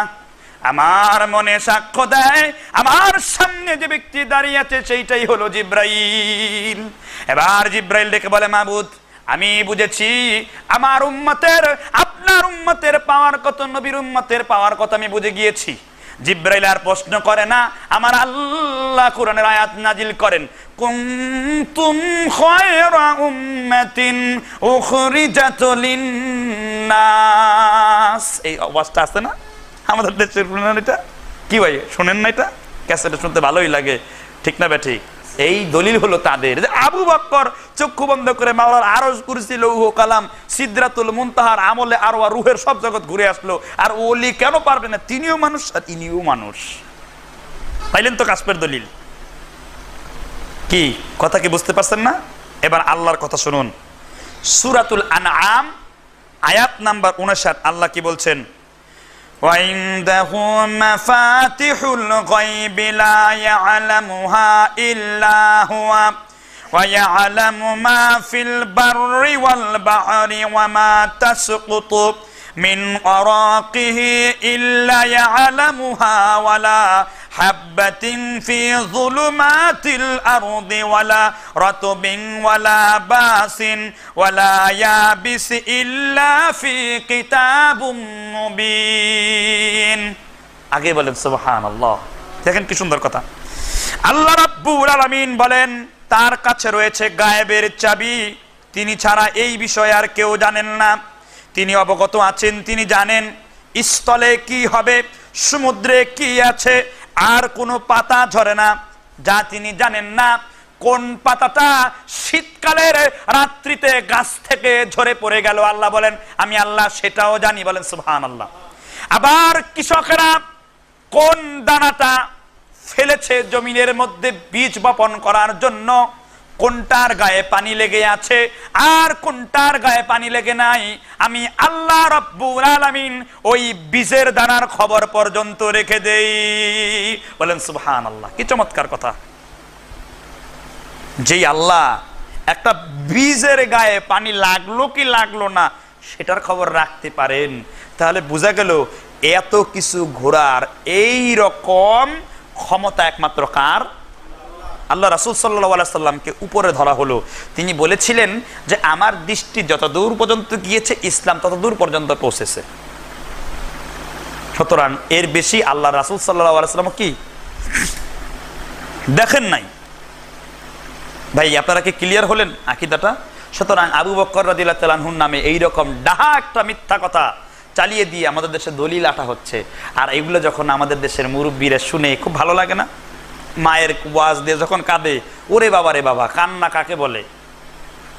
ওর ছেলে মরলো এত কাঁদে না যত তারা ওয়াজ শুনে কাঁদে।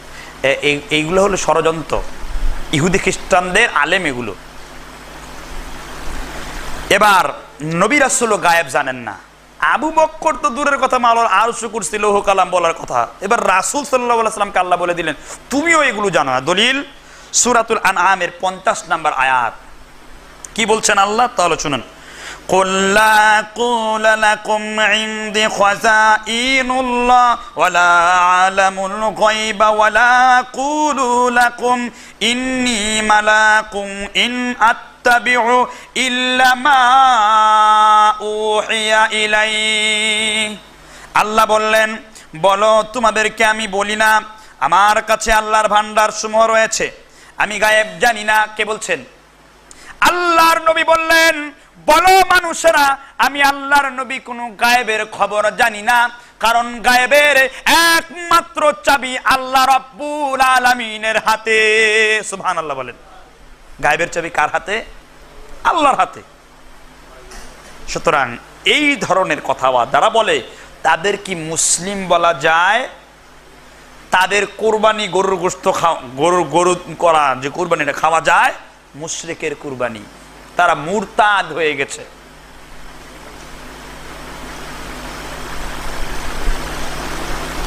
এইবার ভাইয়ের আমার, আমরা এই আকীদাটা ছিলাম যে কাশফের আকীদা।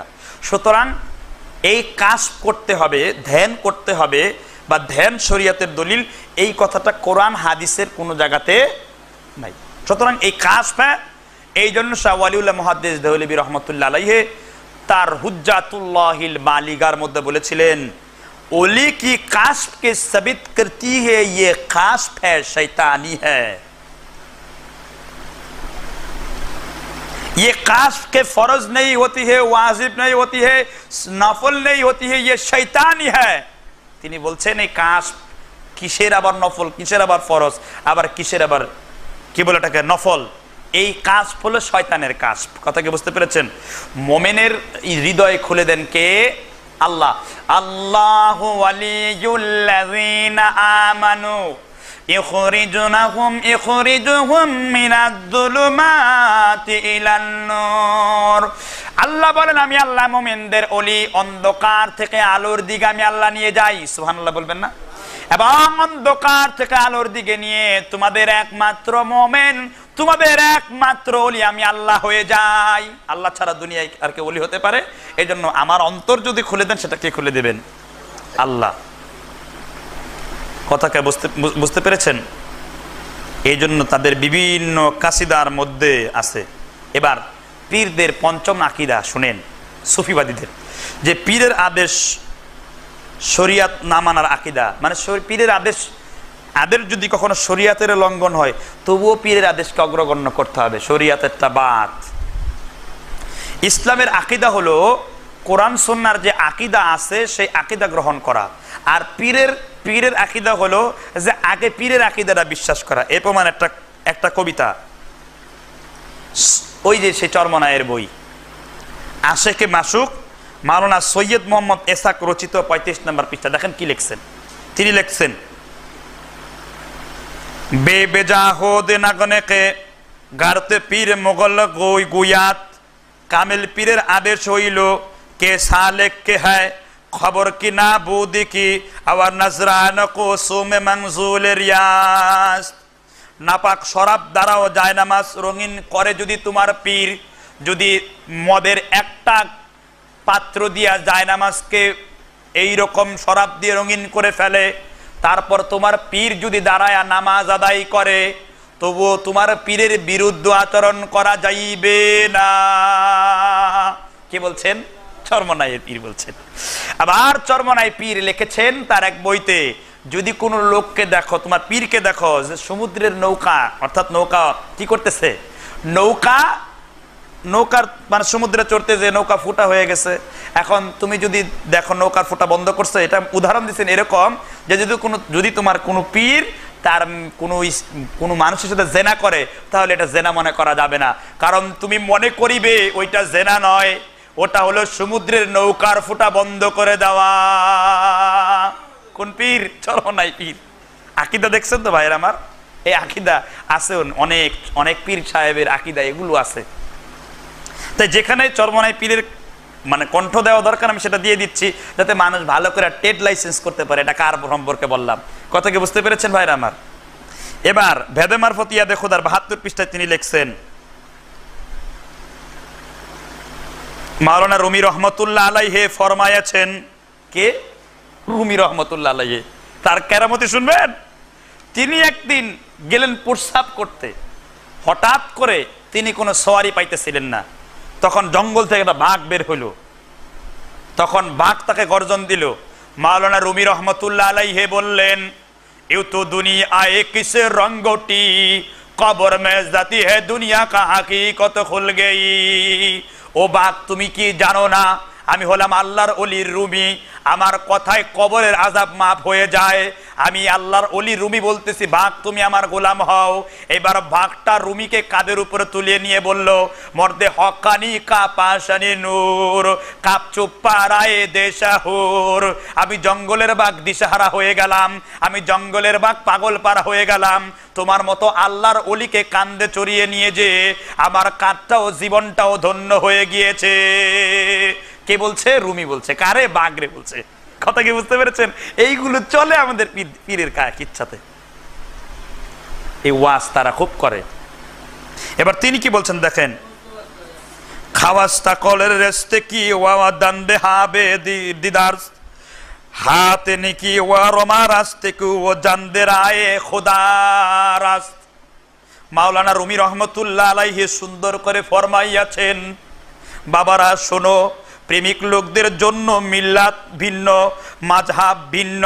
তাদের মিল্লাত, তাদের মাযহাব শুধু মাবুদ, শুধু কি? মাবুদ। সুতরাং তুমি গির্জা ইবাদত করো, আল্লাহর ইবাদত হয়। সুতরাং তুমি হিন্দুর উপাসনালয়ে যাও, আল্লাহর উপাসনাই হয়। সুতরাং গির্জায় যে ইবাদত হয় সেটা আল্লাহরই ডাকা হয়। হিন্দু যে আল্লাহকে ডাকে সেও বান্দা, আর তুমি যে আল্লাহকে ডাকো সেও বান্দা। হিন্দু আর মুসলমান কি হয়ে গেল? এক হয়ে গেল। এটা হলো রুমির আকীদা। কিন্তু পরবর্তীতে আল্লামা রুমি এগুলো বাদ দিয়ে তাওহীদে ঢুকে গেছেন। বলেন না সুবহানাল্লাহ। এই রুমি পরবর্তীতে এই সমস্ত ফাজলামো বাদ দিছেন, কিন্তু এটা আর প্রকাশ করে না সুফিরা, কারণ সুফিদের জন্য এটা একটা বিশাল অপমান। কথা কি বুঝতে পেরেছেন ভাইরা আমার? এবার আমরা জবাব শুনি। আমরা এর আগে এই আয়াতটা উল্লেখ করেছি, আমরা হাদিস শুনি। আল্লাহ রাসূল সাল্লাল্লাহু আলাইহি ওয়াসাল্লাম বলেছেন, ওয়ান উম্মু হুসাইনিন ক্বালাত ক্বালা রাসূলুল্লাহ সাল্লাল্লাহু আলাইহি ওয়াসাল্লাম লা তুআতি লি মাখলুকিন ফি মা'সিয়াতিন খলাক। উম্মে হুসাইন রাদিয়াল্লাহু তাআলা আনহু বলেন যে রাসূল সাল্লাল্লাহু আলাইহি ওয়াসাল্লাম ইরশাদ করেছেন, স্রষ্টাকে অমান্য করে সৃষ্টির কোনো হুকুম মান্য করা যাবে না। হয়ে গেছে নাকি? স্রষ্টাকে অমান্য করে সৃষ্টির কোনো হুকুম কি করা যাবে না? মান্য করা যাবে না। জামিউল আহাদিস হাদিস নাম্বার হলো ১৩,৪০৫, মুয়াত্তা মালিক হাদিস নাম্বার ১০, মুজমাউল কবির হাদিস নাম্বার ৩৮১, মুসনাদে শিহাব হাদিস নাম্বার ৮৮৩, আবি সাহেবা হাদিস নাম্বার ৩৩,৭১৭, কানজামুল উম্মাল হাদিস নাম্বার ১৪,৮৭৫। তার মানে আল্লাহ রাব্বুল আলামিনের অবাধ্য করে কোনো মানুষের কি করা যাবে না? বাধ্যবাধকতা মানা যাবে না। কথা কি ক্লিয়ার ভাইরা আমার? আর তারা কি বলছে যে না, পীরের আকীদা হলো যে আগে পীরের কথা, তারপর কার কথা? আল্লাহর কথা।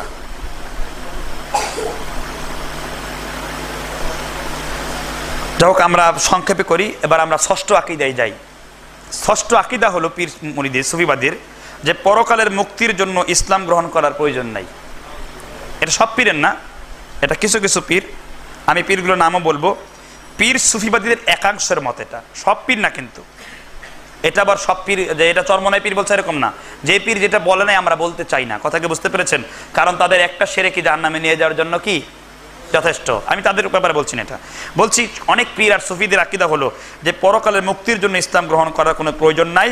আট্রসির পীর সাহেব বলেন, হিন্দু মুসলমান বৌদ্ধ খ্রিস্টানগণ নিজ নিজ ধর্মের আলোকে সৃষ্টিকর্তার নৈকট্য চেষ্টা করতে পারে, তাহলে এই কেবল বিশ্বে শান্তি আসতে পারে। আট্রসির কাফেলা সংকলনে মাহফুজুল হক আট্রসির দরবার শরীফ থেকে প্রকাশিত, পৃষ্ঠা নাম্বার 89, সংস্করণে 1984। কথা খেয়াল করলেন তো, যে হিন্দু, খ্রিস্টান, মুসলমান, বৌদ্ধ নিজ নিজ ধর্মের আলোকে সৃষ্টিকর্তার নৈকট্য অর্জন করে। সুতরাং এইভাবে যদি সব ধর্মের লোকেরাই আল্লাহকে ডাকে, তাহলে তারা কি করবে? বিশ্বে একদিন শান্তি চলে আসবে। আটরশির পীরের মানে আটরশি দরবার থেকে আটরশির কাফেলা মাহফুজুল হকের 89 নম্বর পৃষ্ঠা 1984 নাম্বার সংকলন। এরপর দেওয়ানবাগি পীর বাকিতে শুনেন। দেওয়ানবাগি পীর তার লিখিত আল্লাহ কোন পথে নামক বইয়ের 3য় সংস্করণের ডিসেম্বরের 1997 খ্রিস্টাব্দের 113, 114, 125, 126 পৃষ্ঠায় এবং মাইজ ভান্ডারী জীবনী ও কেরামত নামের বইয়ের 15 প্রকাশের জুলাই 2002 পৃষ্ঠায় 152 ও 51 পৃষ্ঠাতে বলা হয়েছে, পরকালের মুক্তির জন্য ইসলাম ধর্ম গ্রহণ করার আবশ্যকতা আছে বলে মনে করি না, বরং হিন্দু ধর্ম, খ্রিস্টান যে কোনো ধর্মের লোক নিজের ধর্ম থেকে সাধনা করে মুক্তি পেতে পারে। তাদের এই কথিত তাওহীদের আদায়ান বা সকল ধর্মের ঐক্য এর পক্ষে কোরআনের নিম্নোক্ত আয়াত পেশ করে। তারাও কোরআনের আয়াত পেশ করতেছে। তারা আবার একে তাওহীদে আদায়ান বলা হয়, সব ধর্মের একত্ববাদকে একত্রিত করেছে। তারা আবার কোরআনের দলিল দেয়। দেখছেন তো, চিন্তা করছেন? এই জন্য কোরআনকে যদি কোনো খারাপ লোক দলিল হিসেবে দিতে পারবে, কিন্তু সে কি পথভ্রষ্ট হবে কিনা। এই জন্য কোরআনের দলিলের সাথে সাথে কার দলিল, এই আয়াত সম্পর্কে আল্লাহ রাসূল সাল্লাল্লাহু আলাইহি ওয়াসাল্লাম কি বলেছেন সেটা ব্যাখ্যা করতে হবে। কথা কি বুঝতে পেরেছেন না? এই জন্য আমাদের ওই বিষয়টা গেলাম না, এটা সত্য কথা ছিল। ইনশাআল্লাহ আমরা আরো কিছু বছর কাজ করার পর আমরা সেই সত্য কথাটা বলবো আর কি। আমাদের অনেক সালাফিরাও শাসকের আনুগত্যকে ফরজ করার জন্য জাল হাদিস আর বানানো হাদিসকে তারা সহি হাদিস বলে চালায় দিচ্ছে। আমি যদি সেটা বলি আপনারা আশ্চর্য হবেন। ইনশাআল্লাহ সত্য আমাদের জানতে হবে। আশ্চর্য হবেন, জাল হাদিসকে সহি হাদিস বলে চালায় দিচ্ছে, অথচ তারাই রফিল দেন সহি হাদিস না পেলে জীবন দেয়। কালকে আমি মসজিদে আলোচনা করেছি, যারা ছিলেন জমাতে আমার সাথে অনেকে এটা বিস্তারিত বুঝতে পেরেছেন। হাদিস জাল, কিন্তু শাসকের আনুগত্য ছুটে যাবে এই জন্য ওটাকে চালায় দিলেন, এটাও হাদিস। তো বিশাল বড় বড় মোটা মোটা আলেমরা এটা লিখছেন। আমি উম্মাহকে ধোঁকা দিতে চাই না, আমি বলতে চাই স্পষ্ট আয়াতের বিরুদ্ধে কোনো হাদিস, বানানো হাদিস কখনো গ্রহণযোগ্য হতে পারে না। কথাকে বুঝতে পারছেন? সেটা বিষয় অন্য কথা। তারা কি দলিল দেয় আয়াতটা শুনুন। আল্লাহর কথা তারা শোনায় দিচ্ছে। সূরা বাকারার 62 নাম্বার দলিলটা তারা হাতিয়ার হিসেবে দাঁড় করাইছে কি? ইন্নাল্লাযীনা আমানু ওয়াল্লাযীনা হাদু ওয়ান-নাসারা ওয়াস-সাবিঈনা মান আমানা বিল্লাহি ওয়াল ইয়াউমিল আখির ওয়া আমিলা সালিহান ফালাহুম আজরুহুম ইনদা রাব্বিহিম ওয়ালা খাউফুন আলাইহিম ওয়ালা হুম ইয়াহজানুন। যারা মুমিন, যারা ইহুদি, যারা খ্রিস্টান, যারা সাবিঈন, এদের মধ্যে যারা আল্লাহ এবং পরকালকে বিশ্বাস রাখে, সৎ কাজ করে। চিন্তা করলেন, 1 নাম্বার কোয়ালিটি আল্লাহ বললেন যারা মুমিন। 2 নাম্বার আল্লাহ রাব্বুল আলামিন বললেন যারা ইহুদি, যারা খ্রিস্টান, যারা সাবিঈন, এদের মধ্যে যারা আল্লাহ এবং পরকালকে বিশ্বাস করে, সৎ কাজ করে, তাদের জন্য তাদের প্রতিপালকের নিকট পুরস্কার রয়েছে। কে বলছেন?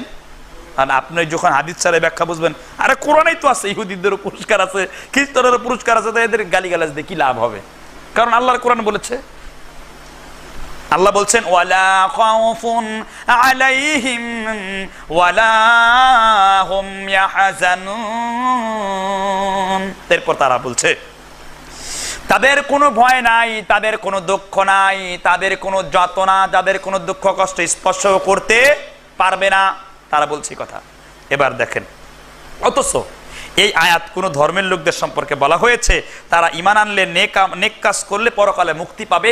এটা ইসলাম আসার পূর্বে যারা ওই ধর্মের ছিল। ইসলাম আসার পূর্বে মুসা আলাইহিস সালামের ধর্ম ছিল না কি? ঈসা আলাইহিস সালামের ধর্ম কি ছিল না?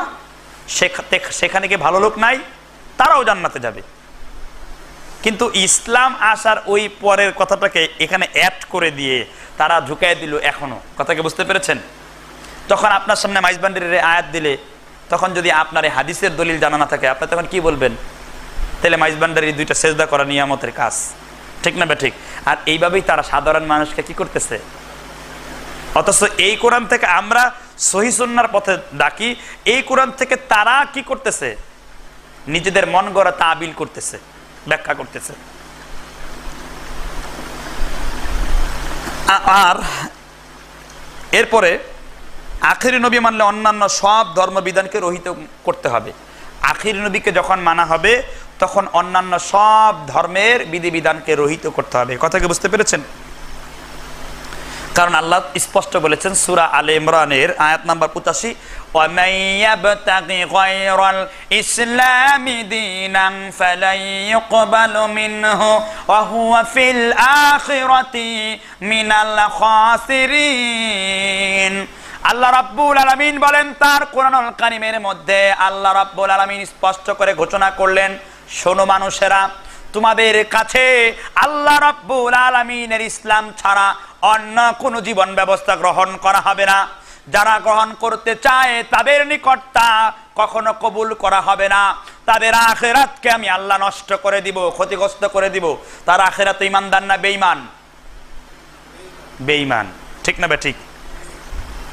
এরপরে আল্লাহ রাব্বুল আলামিন আরো সুন্দর করে বলছেন সূরা আলে ইমরান আয়াত নাম্বার 85, আফা গায়রা দীনিল্লাহি ইয়াবগুনা ওয়া লাহু আসলামা মান ফিস সামাওয়াতি ওয়াল আরদি তাওআন ওয়া কারহান ওয়া ইলাইহি ইউরজাউন।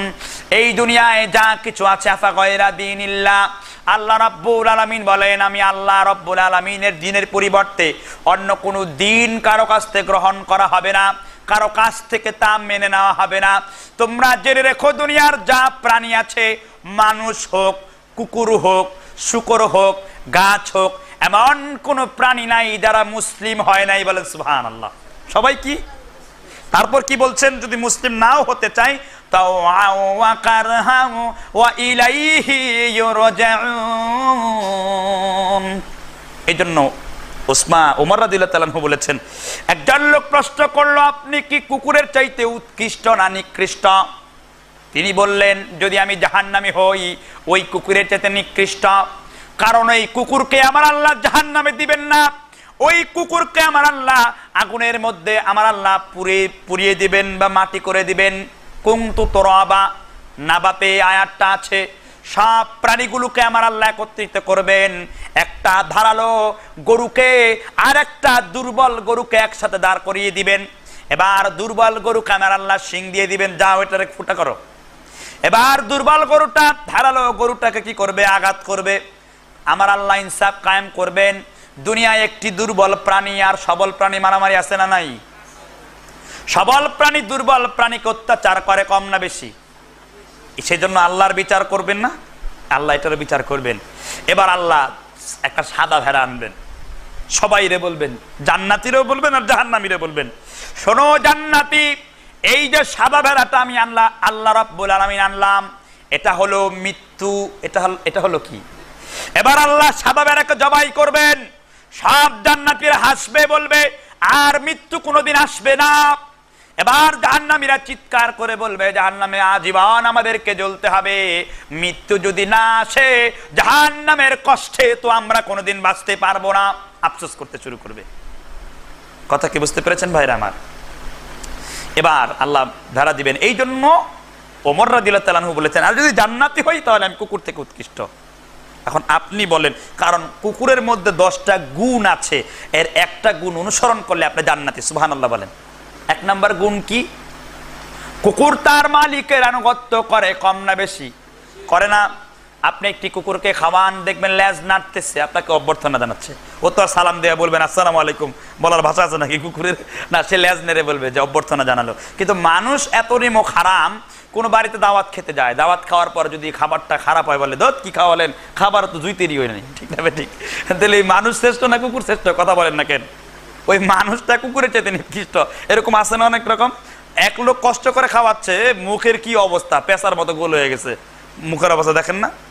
অথচ এটা করা ঠিক না। তো এই জন্য আমি বলতে চাই, এই পীরগুলো যদি কুকুরের মতো হতো আমরা তাদেরকে সম্মান করতাম। ওরা কুকুরও না, ঠিক না? ঠিক।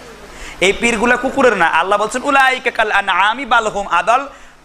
ফাইলে তাফসীরের সিগা, মানে সবচেয়ে নিকৃষ্ট শব্দ এটা কোরআনের পরিভাষায়। এর চাইতে নিকৃষ্ট কোনো লোক দুনিয়ায় হতে পারে না। তারপর আল্লাহ বলছেন উলাইকা কাল আনআমি বাল হুম আদাল্লু। এরা শুধু চতুষ্পদ জন্তু নয়, এরা কুকুরের চাইতে খারাপ, এরা শুকুরের চাইতে খারাপ। কারণ কুকুর হলো একটা প্রাণী, সে আল্লাহর আনুগত্য করে কি করে না? সেও মুসলিম, কিন্তু ওই পীরটাকে মুসলিম না নন মুসলিম? নন মুসলিম। এই জন্য ভাইরা আমার কথা খেয়াল করুন, আল্লাহ ইসলাম ছাড়া অন্য কারো কিছু কি গ্রহণ করে না। কিন্তু পীররা চট করে আপনাকে বলবে আল্লাহর অলির কোনো দলিল ফলিল লাগে না, ঠিক না? ঠিক, আল্লাহর অলি কোনো দলিল নাই, দলিল লাগে না, আল্লাহর অলি যা করে তাই শরীয়ত। এবার ইসলাম গ্রহণ ছাড়া পরকালে মুক্তি পাওয়া যাবে কিনা আমরা কোরআন থেকে আরো কিছু আয়াত জেনে নেই। আলী রাদিয়াল্লাহু তাআলা আনহু এর আব্বা জান তিনি সারা জীবন কি গ্রহণ করেছেন? কোরআন থেকে আরো দলিল হলো আল্লাহ রাব্বুল আলামিন বলেছেন ইন্নাদ দীনা ইনদাল্লাহিল ইসলাম, আল্লাহর কাছে মনোনীত জীবন ব্যবস্থা কি? ইসলাম। ঠিক আছে? তা ভাইরা আমার ইনশাআল্লাহ আমরা ইনশাআল্লাহ এর পরে আবার আলোচনায় ফিরবো। আমরা ইসলাম ছাড়া অন্য কোনো কিছু আমাদের মুক্তি দিতে পারে কিনা ইনশাআল্লাহ এর পরে জানবো। আমরা আলী রাদিয়াল্লাহু তাআলা আনহুর আব্বা জানের একটি কথা ইনশাআল্লাহ